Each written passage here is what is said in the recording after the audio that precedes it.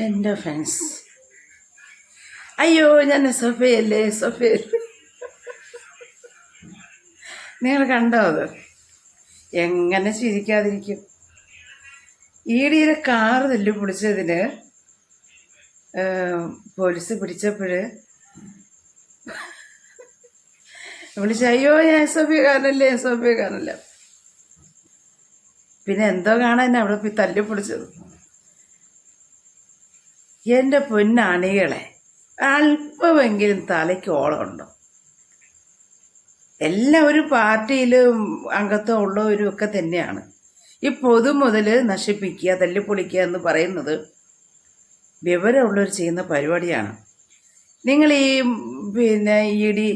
പിണറായി സാറിൻ്റെ വീട്ടിൽ പരിശോധന നടത്തി എല്ലാം നിങ്ങളെപ്പോലെ തന്നെയാണ് നമ്മളും കാണുന്നു, കേൾക്കുന്നു, പ്രതികരിക്കുന്നു.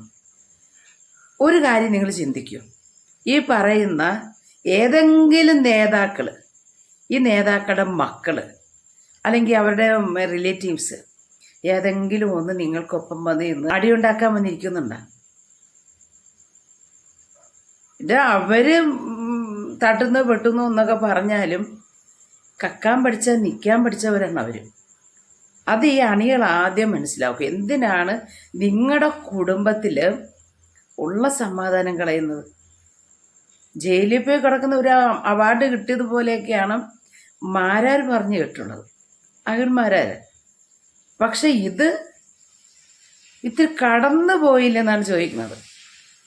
ആവേശം മുതൽ തല്ലു പൊളിക്കുകയും ചെയ്ത് അവസാനം നാണം കെട്ട് നാറി പോയെന്ന് പറഞ്ഞാൽ മതി. എസ്.എഫ്.ഐക്കാരനല്ലേ, ഞാൻ എസ്.എഫ്.ഐക്കാരനല്ലേ എന്ന് നിലവിളിക്കാനുള്ള ഒരു അവസ്ഥയിലോട്ട് വന്നെങ്കിൽ എത്ര നാണം കെട്ട ഏർപ്പാടാണ്. ഭയങ്കര മോശമായിപ്പോൾ. അത് കണ്ടപ്പം തന്നെ ഉണ്ടല്ലോ ഭയങ്കര ചിരിയായിപ്പോൾ. പിന്നെ ആ ഇ.ഡി. അന്വേഷണമൊക്കെ അതൊരു സിനിമ കണ്ട പ്രതീതിയായിരുന്നു. അവസാനം ഇ.ഡി. വന്നതുപോലെ തന്നെ എന്താണ്, ഇവിടെ ഒന്നുമില്ല എന്ന് എഴുതി കൊടുത്തിട്ട് പോവുകയും ചെയ്തു. എന്നാൽ പിന്നെ അവരങ്ങ് പോകുമ്പോൾ മര്യാദയ്ക്ക് പോകത്തില്ല. ഇതിപ്പം ബസ്സിന് സൗജന്യ യാത്രയെന്ന് പറഞ്ഞപ്പോഴല്ലോ, കാസർഗോഡ് ഒരു ചെറിയ പെൺകുട്ടിയെ ഗ്ലാസിൻ്റെ ചില്ല് തല്ലിപ്പൊടിച്ചിട്ട് അവസാനം 25,000 രൂപ ഫൈൻ അടിച്ച് തല ഊരിപ്പോയ ഒരു കേസ് നിങ്ങൾ ഓർമ്മയുണ്ടോ? തൂറാമുട്ടി. അതുപോലെ ആയിപ്പോയി ഈ ഒരു സംഭവം. സത്യം പറഞ്ഞാൽ ഈ പൊതുജനങ്ങളെ പിഴിഞ്ഞ് നികുതി ഇനത്തിൽ വാങ്ങുന്ന കാശ് കൊണ്ട് ഈ ഇത്തരം വിക്രിയകൾ ചെയ്യുന്നവരുടെ പാകപ്പിഴയുടെ ഫലം നമ്മൾ എന്തിന് അനുഭവിക്കണം? തല്ലിപ്പൊട്ടിക്കുന്ന ആരും അവരെ കൊണ്ട് തന്നെ ഇതിനുള്ള ഫൈൻ അടിപ്പിക്കണം. അത് തന്നെയാണ് ചെയ്യാനുള്ളത്. അതല്ലാതെ അവർക്ക് ഇനി പുതിയ ഫണ്ട് അനുവദിക്കുന്നു എന്ന് പറയുമ്പോഴും ഈ ബക്കറ്റുമായിട്ട് പിരിവെന്ന് പറഞ്ഞ് ഇപ്പോഴെല്ലാം അക്കൗണ്ട് വഴിയാണ് ഒക്കെ ഈ പിരിവെടുത്തി ഈ പാവപ്പെട്ട സാധാരണ ജനങ്ങളുടെ ഇടയിലേക്ക്, അതായത് ഇതുപോലെ ഞങ്ങളുടെ വീട്ടിലൊക്കെയും വരുന്നുണ്ട് എസ്.എഫ്.ഐ പിരിവ് മറ്റേതാ മറിച്ചാന്ന് പറഞ്ഞുകൊണ്ട് ഓരോ പിരിവിനും വന്ന് 50, 100 ഒക്കെ വാങ്ങിച്ചുകൊണ്ടും പോകുന്നതാണ്. എന്തിനാണ് ഇതുപോലുള്ള ഭാരവാഹികൾ കാണിക്കുന്ന വേലകൾക്ക് തല്ലിപ്പൊളിച്ചിട്ട് അതിന് ഫൈൻ അടയ്ക്കാൻ വേണ്ടി കേട്ടോ? ഇതൊക്കെ ഈ പിരിച്ചു പോകുന്ന കാശ് ഈ പൊതുജനങ്ങൾക്ക്, പാവപ്പെട്ടവരായ എത്രയോ വ്യക്തികളുണ്ട്, അവർക്ക് ഗുണകരമാകുന്ന കാര്യത്തിന് ചെയ്തുകൂടെ? ഒരാൾ പറഞ്ഞ് ഒരാൾ കണ്ണ് കാണിച്ച് ഉടനെ അങ്ങ് തല്ലുപിടിക്കാൻ പോവുക. ഈ പറയുന്ന പിണറായി സാറും അല്ലെങ്കിൽ അവരുടെ മറ്റ് പൊസിഷനിൽ ഇരിക്കുന്നവരൊക്കെ അവർ അതിനനുസരിച്ച് നിൽക്കാൻ പഠിച്ച ആൾക്കാരാണ്. ആര് വന്നാലും ആര് ഡീൽ ചെയ്താലും ഈ വോട്ടിട്ട് ജയിപ്പിച്ചു പോകുന്ന പാവം സാധാ ജനങ്ങളാണ് കിടന്ന് അനുഭവിക്കുന്നത്. അല്ല ഏതെങ്കിലും ഒരു ലോക്കൽ സെക്രട്ടറിയെന്നോ അല്ലെങ്കിൽ ലോക്കൽ പ്രസിഡന്റെന്നോ എന്തെങ്കിലും തരത്തിലേക്ക് ഒരു ഭാരവാഹി ആയിരുന്നു കഴിഞ്ഞാൽ ഇവരിങ്ങനെയൊക്കെ പിരിച്ചും പറക്കിയെടുക്കുന്ന കാശുകൊണ്ട് അവർ നിത്യ ദിവസത്തിനും അവർ നിത്യ ചെലവിനൊക്കെ ഫണ്ട് കണ്ടെത്തുന്നു. ഇതെങ്ങനെയാണ് കണ്ടെത്തുന്നത്? സാധാ ജനങ്ങളിൽ നിന്ന് പിരിച്ചെടുക്കുന്നതാണ്. എന്നിട്ട് ഒരു ഉളുപ്പുമില്ലാണ്ട് അതിൻ്റെ ഇ.ഡിയുടെ ആ കാറ് തല്ലിപ്പൊളിച്ചിട്ട് ഞാൻ എസ്.എഫ്.ഐക്കാരനല്ലേ എന്ന് നിലവിളിക്കാവുന്നത് എന്ത് മോശമാണ്. ഇത് നാറ്റ കേസ് തന്നെയാണ്. ആ തൂറാൻമുട്ടി കേസ് പോലെ തന്നെയാണ് ഇത് ഒരു നാറ്റ കേസായിപ്പോയി. അല്ലെങ്കിൽ തല്ലി പൊളിച്ചെങ്കിൽ തൻ്റെ ഇടത്തോടു കൂടി അതിൻ്റെ ഫൈനടിച്ചത് ഏൽക്കാനുള്ള ഒരു മനസ്സ് കാണിക്കണം. ആവേശം മൂത്ത് കഴിഞ്ഞാൽ ഇതുപോലെയുള്ള പ്രശ്നങ്ങൾ വരുമെന്ന് ഓർക്കുക. BD സതീശൻ സാർ കയറിയപ്പോൾ ആദ്യമേ ചെയ്ത് കണ്ടല്ലോ, പിണറായി സാറിൻ്റെ അംഗരക്ഷകരായ KCF പ്രവർത്തനം നല്ല ഒട്ട് മർദ്ദിച്ച ആ ഒരു സംഭവമില്ലേ, ആ ഗൺമാന്മാർക്കെല്ലാം നല്ല 8ന്റെ പണി കൊടുത്തത് അറിയാം. അത് അറിഞ്ഞു വെച്ചിട്ടാണ് ഇപ്പോഴും ഓടിച്ചത് ആ കാറ് തല്ലിപ്പിടിക്കാൻ പോയത്. എന്ത് മോശമാണെന്ന് നോക്കിയേ. ഇങ്ങനെ പൊതുജനങ്ങളെ പിഴിയുന്ന, പൊതുജനങ്ങളെ ഇങ്ങനെ ദ്രോഹിക്കുന്ന ഇത്തരം പ്രവണതയ്ക്കെതിരായിട്ട് തീർച്ചയായിട്ടും നടപടിയെടുക്കേണ്ട അത്യാവശ്യം തന്നെയാണ്. ഇനിയിപ്പോൾ ഇതിൻ്റെ അടിയിൽ വന്നിട്ട് പിന്നെ SFIക്കാരും അല്ലെങ്കിൽ KCക്കാരും എന്ന് പറഞ്ഞിട്ട് ഇവിടെ വന്ന് മെഴുകിയിട്ടൊന്നൊരു കാര്യമില്ല. ഞാൻ എൻ്റെ അഭിപ്രായം എൻ്റെ ചാനലിലൂടെ പറഞ്ഞു എന്നേ ഉള്ളൂ. കാരണം ഇത് തെറ്റായാണ്. ചുമ്മാ അടിയും പിടിയും വഴക്കും പയ്യാവിലിയും കൊണ്ട് പിന്നെ വീട്ടുകാർക്ക് അപമാനം വന്ന് 10 അടി കൊള്ളുമ്പോൾ അതിൻ്റെ നോവ് നിങ്ങൾക്ക് തന്നെയല്ലേ വരുന്നത്.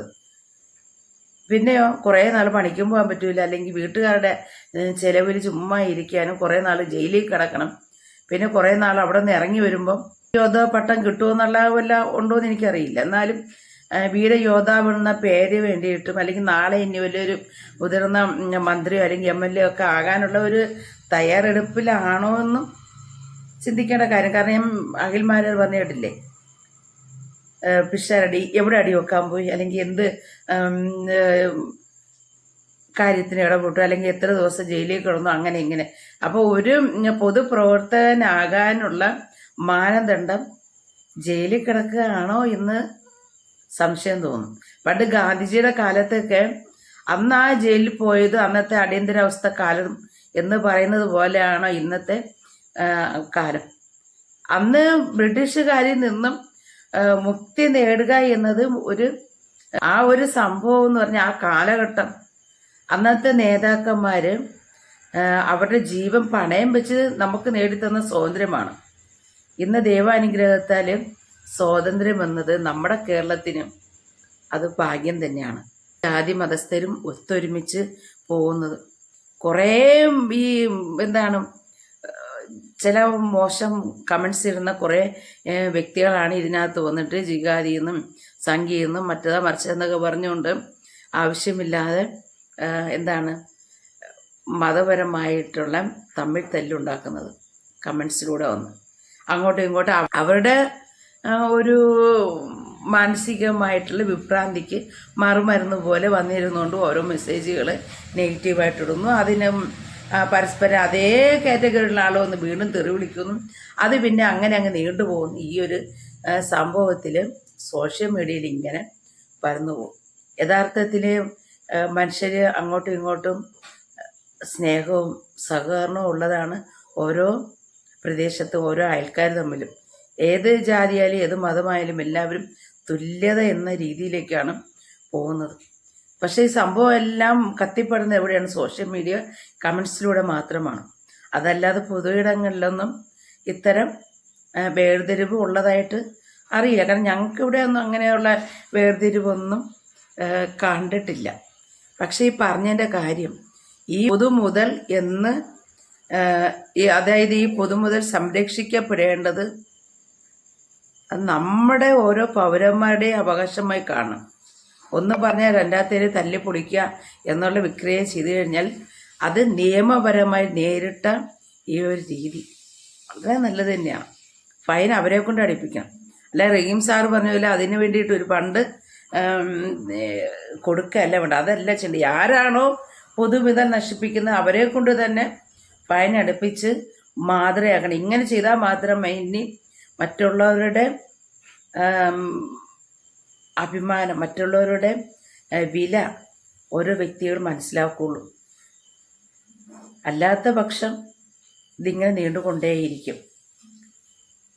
എന്തായാലും ആ SFIക്കാരനല്ലേ അല്ലേ അല്ലേ എന്ന് വിളിച്ചുകൊണ്ട് പോയത് അത് വല്ലാതൊരു കോമഡി ആയിപ്പോയി.